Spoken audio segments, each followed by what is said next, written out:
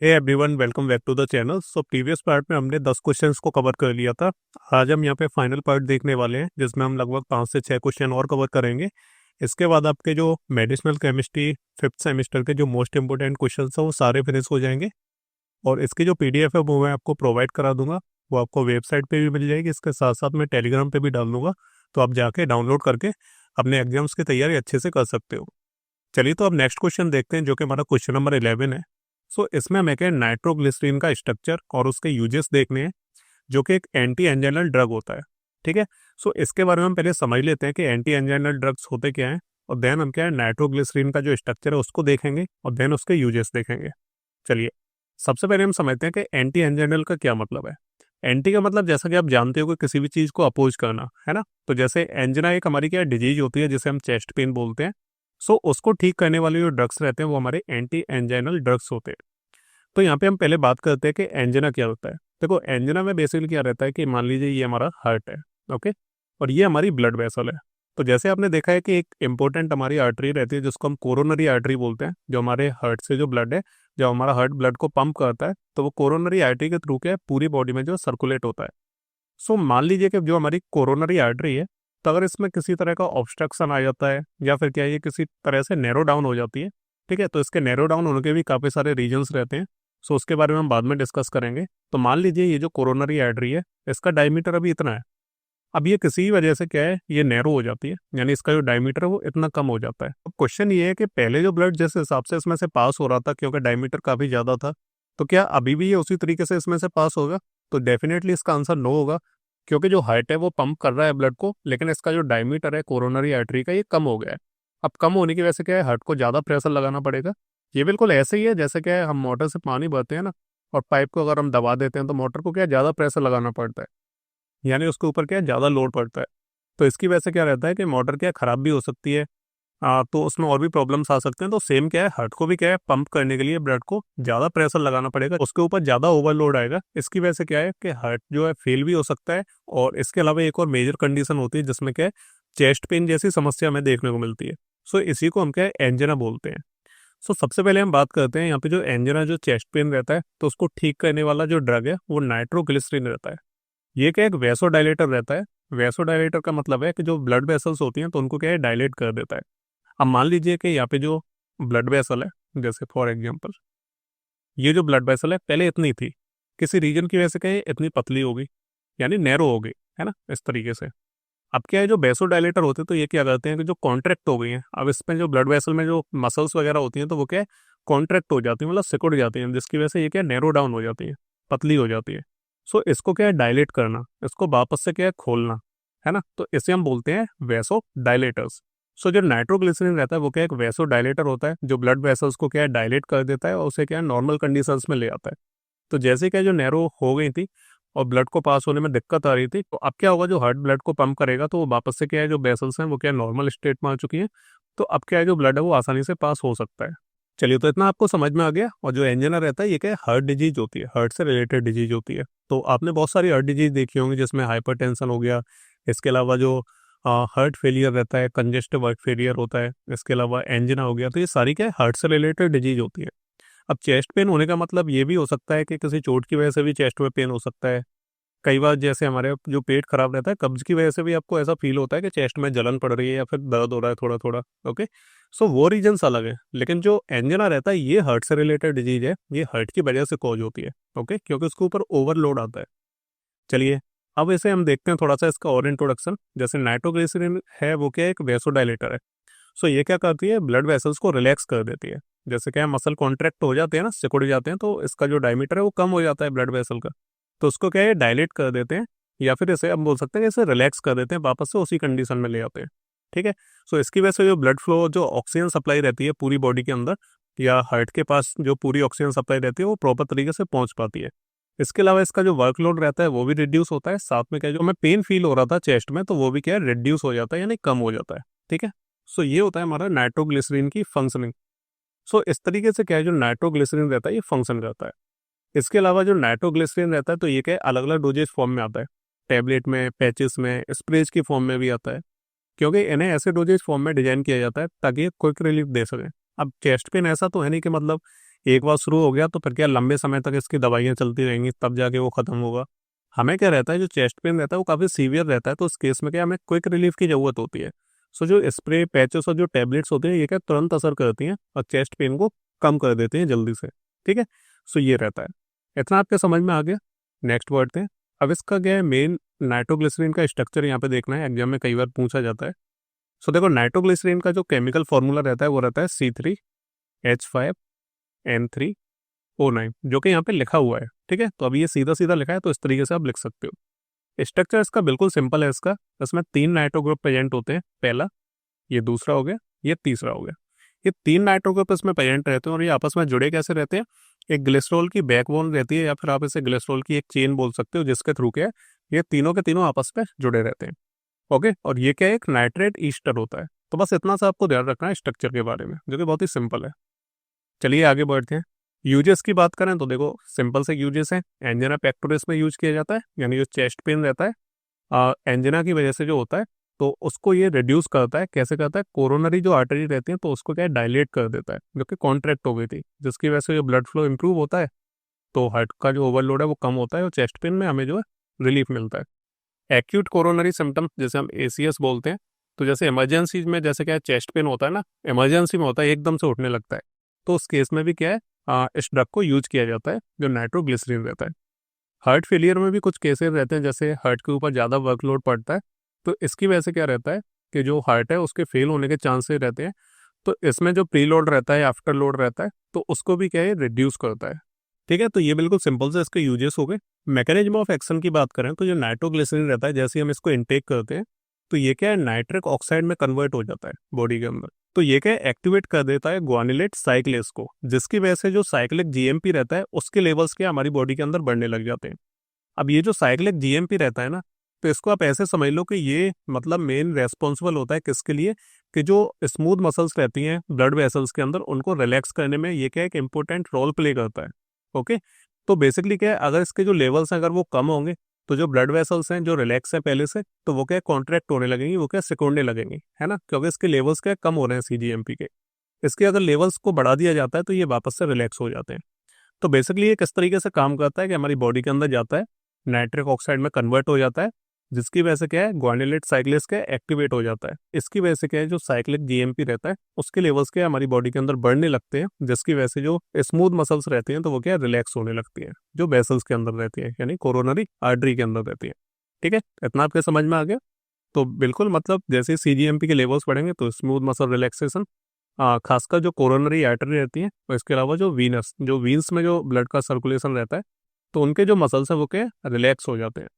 और इसके अलावा जो ऑक्सीजन डिमांड रहती है तो वो भी क्या है एंजिना के केस में रिड्यूस हो जाती है। ठीक है, सो इतने सारे इसके मैकेनिज्म ऑफ एक्शन में इतने सारे स्टेप्स होते हैं जो कि बहुत ही आसान है।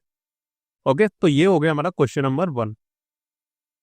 नेक्स्ट जो क्वेश्चन आता है वो हमारा क्वेश्चन नंबर 12 आता है, जिसमें क्या एक मोस्ट इंपोर्टेंट जो यहाँ पे ड्रग है जिसे हम बोलते हैं ओमेप्रेजोल, जो कि एक प्रोटॉन पंप इनहिबिटर होता है। तो इसके बारे में हम डिस्कस करेंगे।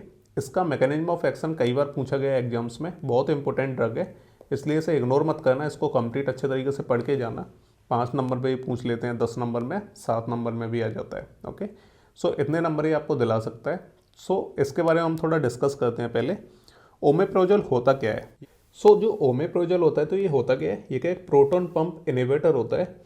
ये काम क्या करता है, स्टमक के अंदर जो एसिड का जो प्रोडक्शन होता है उसको जो है रिड्यूस करता है। ओके, पहली चीज़ तो ये आपको ध्यान रखनी है। इसके अलावा इसमें क्या रहता है कि ये स्टमक का जो H+ या फिर जो पोटेशियम प्लस एटीपेस एंजाइम रहता है इसको ब्लॉक करता है। ओके, यानी इसको जो है इनहिबिट करता है। अब या तो आप इसे H+ Ka+ एटीपेस एंजाइम बोल दो या फिर इसे आप प्रोटॉन पंप बोल दो। तो बेसिकली जो ओमेप्रेजोल रहता है तो ये इसको ब्लॉक करता है। अगर ये ब्लॉक नहीं होगा तो एसिड का जो प्रोडक्शन है स्टमक के अंदर मतलब ज़्यादा होगा, उसकी वजह से हमारे पेट के अंदर अल्सर्स वगैरह हो सकते हैं, पेप्टिक अल्सर्स उन्हें हम बोलते हैं, या फिर हम इन्हें GERD बोलते हैं, गैस्ट्रोओसोफेगल रिफ्लक्स डिजीज। ओके, तो इस तरह की प्रॉब्लम्स हमें देखने को मिलती हैं। तो बेसिकली ये क्या करता है ओमेप्रेजोल, ये इसको जो है ब्लॉक कर देता है। या तो आप इसे H+ Ka+ एटीपेस एंजाइम बोलो या प्रोटॉन पंप बोलो। तो जैसे ही इसे ब्लॉक करेगा तो जो स्टमक के अंदर जो एसिड का जो प्रोडक्शन होता है तो वो क्या है ऑटोमेटिक जो है कम हो जाता है। ठीक है, और ये जो प्रोटॉन पंप होते हैं होते कहाँ पे हैं स्टमक के अंदर, तो ये प्रेजेंट होते हैं लाइनिंग सेल्स में। जो स्टमक की जो लाइनिंग होती है ना तो उसकी सेल्स में प्रेजेंट होते हैं प्रोटॉन पंप्स जो कि एसिड के प्रोडक्शन को इंक्रीज करते हैं। तो सिंपली हम इसे बोल सकते हैं कि जो एमिप्रोजोल रहता है तो ये क्या एक लॉन्ग लास्टिंग एसिड सप्रेशन देता है जो एसिड रिलेटेड कंडीशंस को ट्रीट करने में जो है यूज किया जाता है, जैसे कि गैस्ट्रोएसोफेगल रिफ्लक्स डिजीज जिसे हम GERD बोलते हैं, पेप्टिक अल्सर्स में, जोलिंगर एलिसन सिंड्रोम। ओके, तो इस तरह की प्रॉब्लम्स में क्या है जो कि स्टमक से रिलेटेड रहती हैं, तो उनमें क्या ये हेल्प करता है, उनको ट्रीट करता है। ओके, सो ये सिंपल सा एक इंट्रोडक्शन हो गया। अब बात करते हैं मैकेनिज्म ऑफ एक्शन की। चलिए तो इसके अब मैकेनिज्म ऑफ एक्शन को समझते हैं कि ये काम किस तरीके से करता है। तो हमारा जो स्टमक रहता है, तो जो स्टमक की लाइनिंग रहती है तो उसके ऊपर प्रेजेंट होते हैं क्या, पैराइटल सेल्स प्रेजेंट होते हैं। ये जो पैराइटल सेल्स होते हैं तो इनके ऊपर होते हैं क्या, H+K+ ATP। तो इनका काम रहता है एसिड को रिलीज करना। ओके, सो पैराइटल सेल्स होती हैं हमारी स्टमक की लाइनिंग के ऊपर, और वो किसे कंटेन करती हैं, प्रोटॉन पंप को कंटेन करती हैं, या फिर H+K+ ATPs को जो है कंटेन करती हैं, और ये रिलीज करते हैं क्या, एसिड। तो बेसिकली ये जो ओमेप्रोजोल रहता है तो ये क्या करता है, ये जो एंजाइम है H+K+ ATPs एंजाइम है या फिर जो प्रोटॉन पंप है, तो ये क्या करता है, इरिवर्सिबली इस एंजाइम को ब्लॉक करता है। और इसकी वजह से क्या रहता है बेसिकली कि जो एसिड का जो प्रोडक्शन होता है वो रिड्यूस हो जाता है एक सिग्निफिकेंट लेवल तक। तो जैसे ही क्या है जो एंजाइम को ब्लॉक करेगा, जो ओमेप्रोजोल रहता है यानी इस वाले एंजाइम को जो है ब्लॉक करेगा, तो इसका जो प्रोडक्शन रहता है, जो एसिड का जो प्रोडक्शन है ये करेगा तो जरूर, लेकिन ऐसा नहीं है कि पूरी तरीके से बंद हो जाए। एसिड का प्रोडक्शन होगा लेकिन एक सिग्निफिकेंट लेवल तक कम हो जाएगा जहाँ पे हमारी बॉडी जो है इसे एडजस्ट कर सकती है। ओके, क्योंकि एसिड का प्रोडक्शन होना भी जरूरी है, क्योंकि हमारे पेट के अंदर जब हम खाना वाना खाते हैं तो उसमें बैक्टीरिया वगैरह होते हैं, तो उनको जो है किल करने के लिए, खाने को जो है तोड़ने के लिए क्या एसिड का यूज होना जरूरी है। तो ये क्या पूरे तरीके से मतलब इसे ख़त्म नहीं कर देता है एसिड के प्रोडक्शन को, ये एक सिग्निफिकेंट लेवल तक कम कर देता है, जिससे क्या है जो प्रॉब्लम्स होती हैं वो ठीक हो जाती हैं। ओके, सो इतना आपको ध्यान रखना है। सेकंड हम बात करें long lasting effect. Okay, so जो ओमेप्रोजोल प्रोटॉन पंप के साथ जो है बाइंड करता है ना, यानी कोवेलेंट बॉन्ड बनाता है उसके साथ बेसिकली। तो जैसे मैंने आपको बोला ना कि इरिवर्सिबली जो है ब्लॉक करता है, तो ब्लॉक कैसे करता है, बॉन्ड को जो फॉर्म करता है प्रोटॉन पंप के साथ। ओके, सो अभी मैंने एंजाइम का नाम बताया तो उसी को हम जो प्रोटॉन पंप बोलते हैं। तो बेसिकली इसकी वजह से क्या रहता है, जो इफेक्ट है वो लंबे समय तक बना रहता है। यानी ओमेप्रोजोल क्या है, इसके साथ एक बॉन्ड बना लेगा, और बॉन्ड बनाने की वजह से क्या रहेगा, इसके साथ ये लंबे समय तक अटैच बना रहेगा, और ज़्यादा लंबे समय तक अटैचमेंट रहने की वजह से क्या है, इसका जो इफेक्ट है वो क्या है, लॉन्गर ड्यूरेशन के लिए रहेगा ओमेप्रोजोल का। ओके, सो ये चीज़ आपको ध्यान रखनी है। एसिड सप्रेशन तब तक होती है जब तक क्या है जो नए जो प्रोटॉन पंप ना बन जाए। ओके, सो सबसे पहले तो क्या रहता है, जैसे ही ओमेप्रोजोल क्या है कोवेलेंट बॉन्ड बनाएगा प्रोटॉन पंप के साथ, तो एसिड का प्रोडक्शन रुक जाएगा, है ना। एसिड का प्रोडक्शन अब तब तक नहीं होगा जब तक क्या है जो नए प्रोटॉन पंप क्या है जो स्टमक की जो लाइनिंग रहती है, जो पैराइटल सेल्स रहती हैं, उनके ऊपर ना बन जाए। जैसे ही वो नए बनेंगे तो वो क्या है एसिड को रिलीज करेंगे। ओके, लेकिन ये क्या है फिलहाल उसके लिए रोक देता है, जो पुराने वाले जो प्रोटॉन पंप है उनका एसिड प्रोडक्शन रोक देता है, जिसकी वजह से जो प्रॉब्लम हमें हो रही है पेप्टिक अल्सर वगैरह की वो कम हो जाती है। और जैसे क्या है नए प्रोटॉन पंप बनेंगे तो एसिड फिर से रिलीज होने लगेगा। ओके, सो इस तरीके से आपको ध्यान रखनी है। सो ये जो इफेक्ट रहता है ये क्या है, बेनिफिशियल रहता है, reducing acid related damage to the stomach lining. Okay, so जो एसिड से जो डैमेज हो सकता है स्टमक लाइनिंग को, तो उसमें क्या है ये मतलब बेनिफिशियल रहता है ओमेप्रोजोल। अगर हम यूजेस की बात करें तो जो GERD रहता है, जिसको हम गैस्ट्रोएसोफेगल रिफ्लक्स डिजीज बोलते हैं, सो इसमें बेसिकली यूज किया जाता है। तो एसिड रिफ्लक्स और जो हार्ट बर्न के जो सिम्टम्स होते हैं उनको कम करता है। ओके, तो जैसा होगा ना आपने कभी कभार ऐसे पेट में प्रॉब्लम होती है तो हमें ऐसे लगता है जैसे हमारी चेस्ट के ऊपर जलन पड़ रही है। ओके, सो उसको हम जो है गैस्ट्रोएसोफेगल रिफ्लक्स डिजीज बोलते हैं। सो उसके सिम्टम्स को एक तो ये कम करता है। पेप्टिक अल्सर में यूज करते हैं क्योंकि ये क्या एसिड की प्रोडक्शन को कम कर देता है, मतलब एक सिग्निफाइड लेवल तक कम कर देता है। तो इसकी वजह से क्या रहता है, गैस्ट्रिक और जो ड्यूडेनल अल्सर्स रहते हैं, ओके, तो उनको जो है हील करने में हेल्प करता है, क्योंकि ये जो अल्सर्स रहते हैं इन पे एसिड का जो इरिटेशन है वो काम करता है। ओके, तो जैसे क्या है अल्सर हो जाते हैं तो फिर उनके ऊपर एसिड आ जाता है, तो वो क्या और ज़्यादा इरिटेशन करने लगते हैं। ऐसे क्या एक और डिजीज होती है जिसको हम जोलिंगर एलिसन सिंड्रोम बोलते हैं। सो ये कंडीशन क्या होती है, इसमें एसिड का जो प्रोडक्शन है वो ज़्यादातर ट्यूमर्स की वजह से रहता है। सो अगर हमारे पेट में क्या ट्यूमर वगैरह हो गया है, किसी तरह का कैंसर के सिम्टम है, तो उसकी वजह से क्या है मतलब जो एसिड का जो प्रोडक्शन है वो बढ़ जाता है। तो बेसिकली ओमेप्रोजोल अब उस ट्यूमर को तो खत्म नहीं करेगा, लेकिन जो एसिड का जो प्रोडक्शन उसकी वजह से बढ़ रहा है उसको जरूर वो कंट्रोल करेगा। ठीक है, तो इस तरीके से ये इसके यूजेस होते हैं ओमेप्रोजोल के, तो ये आपको बस याद रखने हैं बहुत सिंपल तरीके से। सो ये हमारा हो गया क्वेश्चन नंबर 12। चलिए अब डिस्कस करते हैं क्वेश्चन नंबर 13 को। तो इसमें क्या है, हमें जो एजेंट है मतलब एक ड्रग है तो उसके बारे में हम डिस्कस करते हैं। इसका मैकेनिज्म ऑफ एक्शन पूछा जाता है और उसके यूजेस पूछे जाते हैं। काफ़ी एग्जाम में रिपीटेटिव मोड पे आता है। सो इसको हम थोड़ा डिस्कस करते हैं।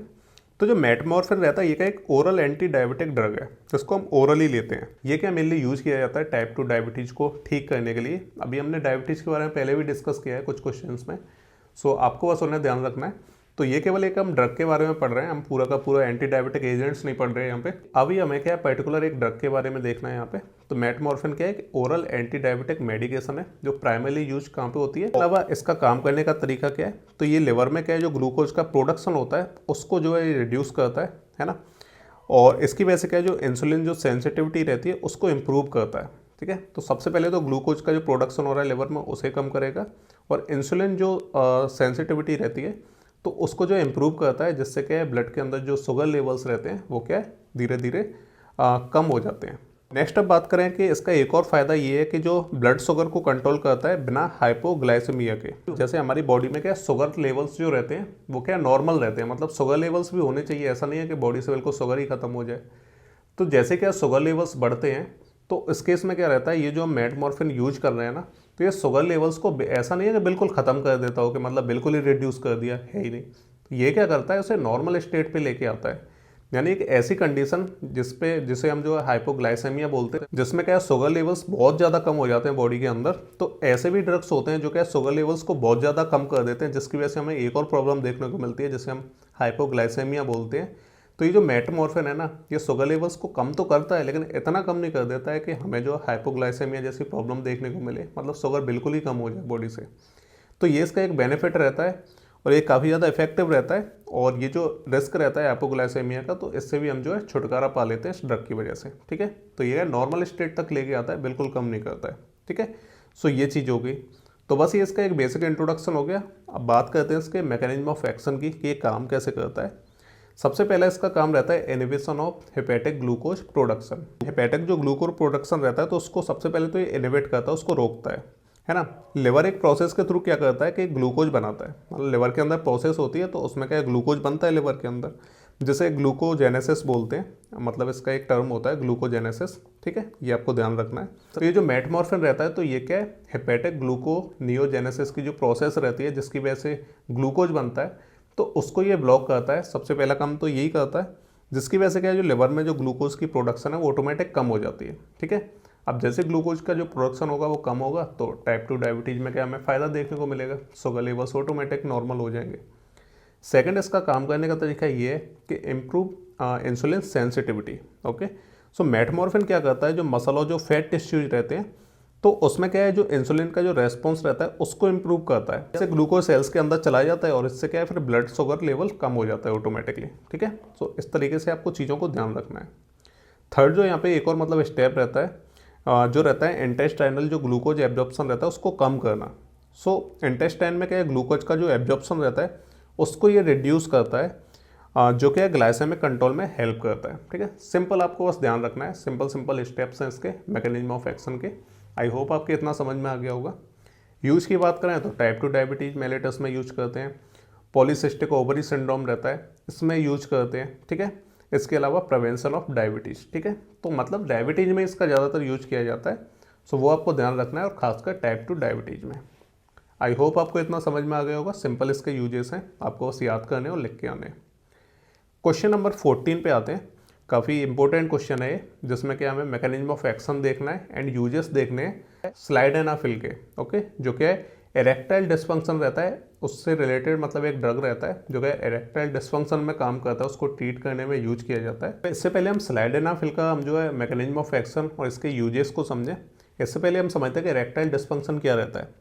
सो इरेक्टाइल डिस्फंक्शन एक कंडीशन होती है तो जिसमें क्या है जो मेल होते हैं वो अपनी पेनिस की इरेक्शन को जो अचीव या मेंटेन नहीं कर पाते, जो सेक्सुअल इंटरकोर्स के लिए ज़रूरी होती है। ओके, अब इसके पीछे काफ़ी सारे रीजन्स हो सकते हैं, या तो ब्लड फ्लो की कमी हो सकती है या फिर स्ट्रेस या हार्मोनल इनबैलेंस या फिर सर्टेन मेडिकल कंडीशंस होती है जैसे कि डायबिटीज हो गई, हार्ट डिजीज हो गई। तो इसकी वजह से भी क्या है इरेक्टाइल डिस्फंक्शन जैसे हमें प्रॉब्लम्स देखने को मिलती हैं। सो इसके ट्रीटमेंट में क्या है हम यूज करते हैं स्लाइडेनाफिल जो कि एक मेडिकेशन है जो क्या है इस प्रॉब्लम को जो है ठीक करने में हेल्प करती है। इसके साथ साथ क्या एक और डिजीज में यूज की जाती है, ये जो मेडिकेशन है इसे हम बोलते हैं पल्मोनरी आर्टेरियल हाइपरटेंशन, जिसे हम पीएएच बोलते हैं। तो इसमें भी क्या इसका यूज किया जाता है। अब बेसिकली इसके काम करने का मैं आपको सिंपल सा एक बताऊं तो ये क्या है, जो फॉस्फोडाइस्टरेज टाइप 5 एंजाइम रहता है उसको इनहिबिट करता है, ठीक है, उसको इनहिबिट करेगा। इसकी वजह से जो ब्लड फ्लो रहता है वो क्या इम्प्रूव हो जाता है, ठीक है। तो मेनली क्या है, ये जो कॉजिंग मतलब सब्सटेंस रहता है तो इसको ये ब्लॉक करता है, जिसकी वजह से क्या है इरेक्टाइल डिस्फंक्शन जैसी प्रॉब्लम देखने को मिलती है। तो ये क्या इसके लिए रेस्पॉन्सिबल रहता है। तो इसको अगर हम ब्लॉक करते हैं तो ऑटोमेटिक क्या है जो ब्लड फ्लो रहता है सर्टेन एरियाज के अंदर, तो वो क्या ऑटोमेटिक ठीक हो जाता है, मतलब इंक्रीज हो जाता है। जो पेनिस के अंदर जो इरेक्टाइल डिस्फंक्शन जैसी प्रॉब्लम देखने को मिलती है, या फिर लंग्स के अंदर, जैसे कि मैंने आपको पल्मोनरी एट्रियल हाइपरटेंशन के बारे में बताया था, तो उसमें भी क्या है जो ब्लड फ्लो का जो इंक्रीज होना, तो उसकी वजह से ये प्रॉब्लम्स ठीक होने लगती हैं, ठीक है। सो ये आपको ध्यान रखना है, बिल्कुल सिंपल सा। मैकेनिज्म ऑफ एक्शन की हम बात करें, सो फॉस्फोडाइस्टरेज 5 इनहिबिशन, तो जैसा कि मैंने आपको बताया है कि ये क्या एक एंजाइम रहता है जिसकी वजह से प्रॉब्लम्स देखने को मिलती हैं इरेक्टाइल डिस्फंक्शन जैसी।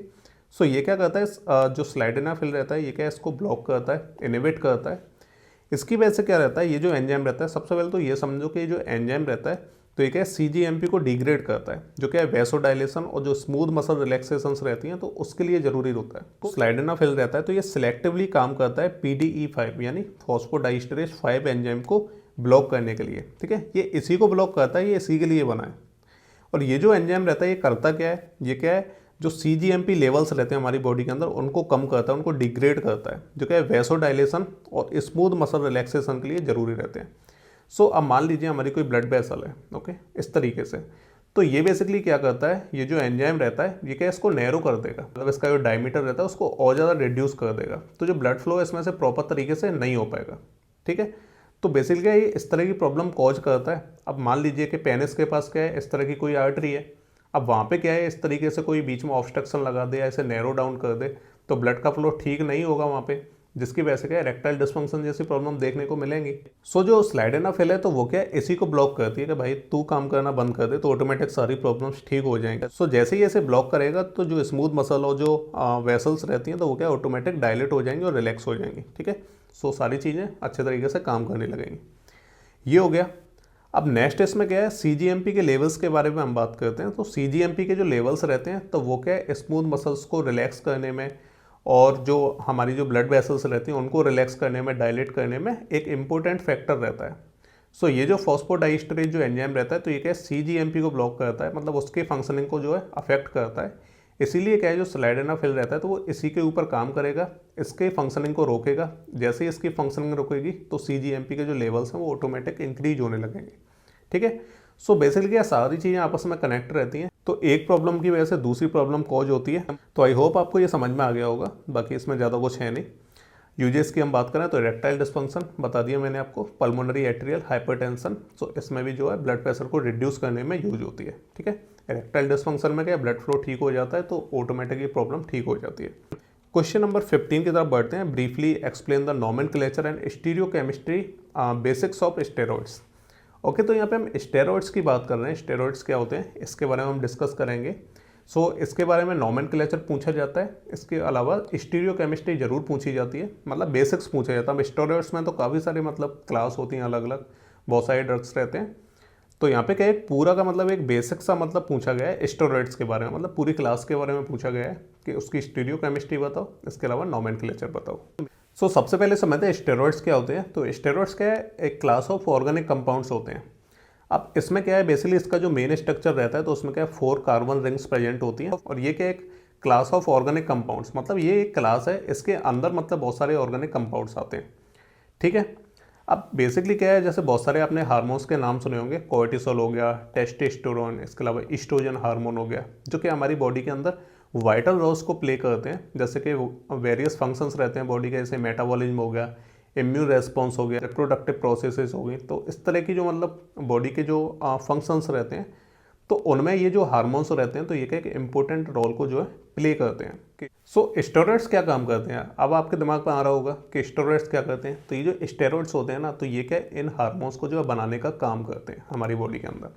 मान लीजिए इनका प्रोडक्शन हमारी बॉडी के अंदर कम हो गया या फिर सही से बन नहीं रहा है, तो हमारी बॉडी के जो बेसिक फंक्शंस हैं तो ये क्या है, सही से काम नहीं करेंगे। तो हम क्या है, स्टेरॉइड्स को जो है एज अ सप्लीमेंट यूज करेंगे, जिसकी वजह से ये जो हार्मोन्स रहते हैं तो इनका जो प्रोडक्शन है वो बढ़ जाता है। तो जैसे आपने सुना होगा फिटनेस इंडस्ट्री में क्या है, स्टेरॉइड्स का यूज किया जाता है। तो स्टेरॉइड्स से क्या रहता है कि बॉडी का टेस्टोस्टेरोन लेवल क्या है, इंक्रीज हो जाता है, जिसकी वजह से क्या है, ज़्यादा इफेक्टिव तरीके से ज़्यादा हैवी वेट हम लिफ्ट कर पाते हैं। ओके, सो ये हमें कुछ चीज़ें देखने को मिलती हैं, तो ये आपको ध्यान रखना है। मतलब स्टेरॉइड्स क्या रहते हैं, स्टेरॉइड्स क्या है, मेडिकली यूज किए जाते हैं बेसिकली जो इन्फ्लामेशन वगैरह को रिड्यूस करने में, हार्मोन अगर इम्बेलेंस हो जाते हैं हमारी बॉडी के अंदर उनको ठीक करने में, या फिर आर्थराइटिस और अस्थमा जैसी कंडीशंस रहती हैं तो उनको ट्रीट करने में भी यूज किए जाते हैं। बेसिक स्ट्रक्चर की हम बात करें तो इसमें क्या है, मैंने जैसा कि आपको बताया 4 कार्बन रिंग्स होती हैं, पहली, दूसरी, तीसरी और चौथी। ओके, बिल्कुल इसका सिंपल सा है। अब इसमें जो नॉमेनक्लेचर रहता है स्ट्रक्चर का, तो पहले इसके नॉमेनक्लेचर को समझते हैं। तो बेसिक स्ट्रक्चर के बारे में बात करें तो ये स्टेरॉइड्स रहते हैं, तो इनका जो स्ट्रक्चर है वो 17 कार्बन स्केलेटन के साथ होता है, जो कि 4 फ्यूज्ड रिंग जिसमें A B C D okay से मिलके बना रहता है।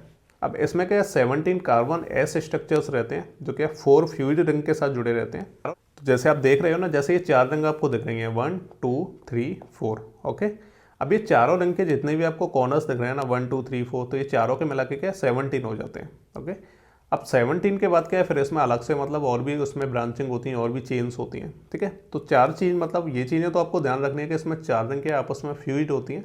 ओके, और 17 कार्बन इनके साथ जो अटैच होते हैं।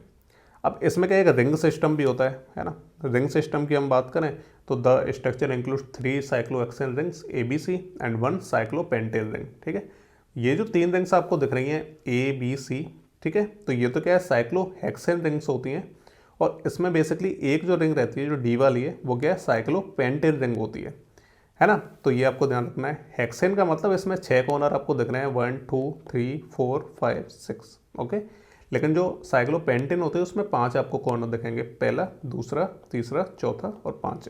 ठीक है, तो इसी वजह से क्या है यहाँ पे 17 हो रहे हैं, अदरवाइज क्या है बराबर होते सब में। ओके, ये आपको ध्यान रखना है। इसके अलावा क्या है, इसमें रिंग सिस्टम के अलावा क्या है सब्सटीट्यूएंट्स और होते हैं, तो डिफरेंट टाइप के फंक्शनल ग्रुप्स अटैच होते हैं इसमें, जो क्या है एक स्पेसिफिक स्टेरॉइड को जो है डिफाइन करते हैं। अब जिसमें क्या है, जैसे ये जो रिंग है, अब इसमें क्या है रिंग्स में अलग अलग तरह के हम फंक्शनल ग्रुप को जोड़ दें। ठीक है, तो इसकी वजह से क्या होगा कि जैसे हम अलग अलग को जोड़ेंगे तो उस हिसाब से जो अलग अलग टाइप के स्टेरॉइड्स हमारे बन के तैयार होते हैं। ठीक है, तो ये डिपेंड करता है कि हम क्या उसके साथ फंक्शनल ग्रुप अटैच कर रहे हैं, उसके बेसिस पे क्या है जो स्टेरॉइड्स है उसको हम डिफाइन कर पाएंगे। तो अगर क्या है हम रिंग में जो है इसे अटैच करते हैं हाइड्रोक्सिल को तो कोलेस्ट्रॉल बनेगा। ओके, और अगर हम कीटोन को ऐड करते हैं तो कोर्टिसोल हार्मोन बनेगा, तो कोर्टिसोल हार्मोन बनेगा। ओके, सो इस तरीके से क्या है स्ट्रक्चर में हम चेंजेस करते हैं, तो इसकी वजह से क्या है अलग अलग हमें हार्मोन्स देखने को मिलेंगे। स्टीरियोकेमिस्ट्री के बारे में बात करते हैं। सो सबसे पहले हम बात करते हैं चायरलिटी के बारे में। ठीक है, अब चायरलिटी कायरलिटी जो आप बोलना चाहो। सो स्टेरॉइड्स में क्या है मल्टीपल काइलल सेंटर्स होते हैं जो क्या मॉलिक्यूल के स्ट्रक्चर को यूनिक बनाते हैं। ठीक है, जैसे कि कार्बन नंबर 8 9 10 13 14, तो ये क्या एक कॉम्प्लेक्स स्टीरियोकेमिस्ट्री प्रोवाइड करता है, ये स्ट्रक्चर रहते हैं। ठीक है, सेकंड इसमें सिस ट्रांस कॉन्फिगरेशन भी होता है। जैसे रिंग और A और B की हम बात करें, रिंग AB या फिर C की भी हम बात करें, तो इनका जो सब्सटीट्यूएंट्स रहते हैं तो सब्सटीट्यूएंट्स के ओरिएंटेशन के बेसिस पर सिस या ट्रांस कॉन्फिगरेशन होता है। ओके, सो ये आपको ध्यान रखना है, ये आपने ऑर्गेनिक केमिस्ट्री में आपने पहले भी पढ़े होंगे, तो बहुत ज़्यादा डिटेल में बताने की जरूरत नहीं है। अल्फा और बीटा ओरिएंटेशन भी प्रेजेंट रहता है इसमें। तो अल्फा बीटा जो ओरिएंटेशन रहता है तो उसमें क्या है जो ग्रुप्स के जो बैकबोन के ऊपर प्रेजेंट होते हैं, अगर जो ग्रुप्स हैं वो क्या है बैकबोन के ऊपर प्रेजेंट होते हैं तो हम इसे बीटा ओरिएंटेशन बोलते हैं। ठीक है, आपको ध्यान रखना है बीटा ओरिएंटेशन बोलते हैं, और अगर क्या है ये नीचे प्रेजेंट होते हैं तो इन्हें हम अल्फा ओरिएंटेशन बोलते हैं। ठीक है, तो ये मेनली डिफरेंस रहता है दोनों के बीच में। अब ये जो अल्फा बीटा वाला आपको जो सिस्टम है ये 3D स्ट्रक्चर में पता चलता है मेन, अगर हम इस तरीके से देखेंगे तो हमें चीज़ें समझ में नहीं आ पाएंगी। ओके, तो फिलहाल आपको याद करना है एग्जाम पॉइंट ऑफ व्यू से। चलिए अब डिस्कस करते हैं क्वेश्चन नंबर 16 को। तो देखो इसमें क्या है, हमें थायराइड के क्लासिफिकेशन के बारे में देखना है, उसके यूजेस देखने हैं, और इसके अलावा जो एंटी थायराइड ड्रग्स रहते हैं उसके बारे में देखना है। यहाँ पे मैं आपका एक जो कन्फ्यूजन है वो मैं पहले दूर कर देता हूँ। थायराइड ड्रग्स हमारे अलग रहते हैं, एंटी थायराइड ड्रग्स अलग रहते हैं। दोनों के बारे में आपको बताता हूँ, दोनों के क्लासिफिकेशन और यूजेस भी बताऊंगा।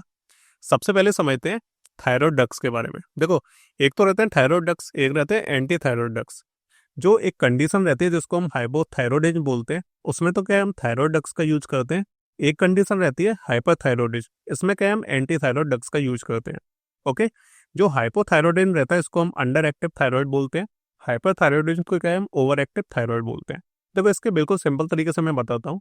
तो हमारी बॉडी में क्या है नेचुरली एक थायरॉयड ग्लैंड प्रेजेंट रहती है जो कि हार्मोन्स को रिलीज करती है। अब वो जो हार्मोन्स होते हैं वो क्या हमारी बॉडी के अंदर मेटाबॉलिज्म, एनर्जी और ग्रोथ को जो है कंट्रोल करते हैं, उसके लिए रेस्पॉन्सिबल रहते हैं। चलिए, हाइपोथायरॉयडिज्म के केस में क्या रहता है कि जो थायरॉयड जो ग्लैंड रहती है तो वो क्या है प्रॉपर तरीके से जो हार्मोन्स का जो प्रोडक्शन है वो नहीं कर पाती, यानी हार्मोन्स के जो लेवल्स हैं वो क्या है कम हो जाते हैं हमारी बॉडी के अंदर, जिसकी वजह से क्या रहता है कि जो मेटाबॉलिज्म, एनर्जी और जो ग्रोथ रहती है हमारी बॉडी के अंदर वो क्या है नेचुरली जो है कम हो जाती है, वो सही तरीके से नहीं हो पाती है। तो इस केस में क्या है जो थायराइड के जो लेवल्स हैं, थायराइड जो हार्मोन प्रोड्यूस करता है उसके जो लेवल्स हैं उनको बढ़ाने के लिए क्या है हम थायराइड ड्रग्स का यूज करते हैं, ताकि जो हमारी बॉडी में जो थायराइड के लेवल्स कम हो गए हैं, जो हार्मोन्स का प्रोडक्शन सही से नहीं हो रहा है, तो उसको जो इम्प्रूव किया जा सके, एक नॉर्मल स्टेट में लेके आया जा सके। अब ये जो थायराइड ड्रग्स होते हैं ना, तो ये क्या है बिल्कुल मतलब उसी तरीके से काम करते हैं जैसे कि हमारी बॉडी में जो नेचुरल जो थायराइड हार्मोन रहते हैं वो काम करते हैं, सेम उन्हीं की तरह ये मिमिक करते हैं उनको, उन्हीं की तरह एक्ट करते हैं, उन्हीं की तरह मेटाबॉलिज्म, एनर्जी, ग्रोथ को जो है कंट्रोल करते हैं। ठीक है, इसका जो एग्जाम्पल है ड्रग का वो काफ़ी पॉपुलर है जिसे हम लेवोथायरोक्सिन बोलते हैं। चलिए, ये तो थायराइड ड्रग्स की बात होगी। अब होते हैं एंटी थायराइड ड्रग्स। हमारी कंडीशन रहती है हाइपर थायरॉयडिज्म, जिसे हम ओवर एक्टिव थायराइड बोलते हैं। तो उसके पहले वाले केस में तो क्या है थायराइड का जो प्रोडक्शन है वो कम हो रहा था, लेकिन यहाँ पे क्या है ओवर एक्टिव थायराइड रहता है, जिसमें क्या है जो थायराइड ग्लैंड रहती है वो बहुत ज़्यादा ही मतलब हार्मोन्स का प्रोडक्शन कर देती है, जिसकी वजह से हमें प्रॉब्लम्स देखने को मिलती हैं, हार्ट बीट हमारी ज़्यादा बढ़ जाती है या वेट लॉस जैसी प्रॉब्लम्स हमें देखने को मिलती हैं। तो क्या है थायराइड ग्लैंड के द्वारा जो हार्मोन्स का प्रोडक्शन किया जाता है अगर वो बहुत ज़्यादा होगा तो क्या है हाइपरथायरॉयडिज्म की हमें प्रॉब्लम देखने को मिलेगी। तो इसमें क्या रहता है कि हम ऐसे ड्रग्स को यूज करते हैं जो ओवर एक्टिव थायराइड को क्या है वापस से नॉर्मल स्टेट में ले आए, ज़्यादा जो प्रोडक्शन हो रहा है हार्मोन्स का वो क्या है कम किया जा सके। तो इसके लिए हम एंटी थायराइड ड्रग्स को यूज करते हैं। तो ये क्या कहते हैं जो थायराइड हार्मोन्स का जो प्रोडक्शन हो रहा है उसको इनिबिट करते हैं, उसको नॉर्मल स्टेट में लेके आते हैं।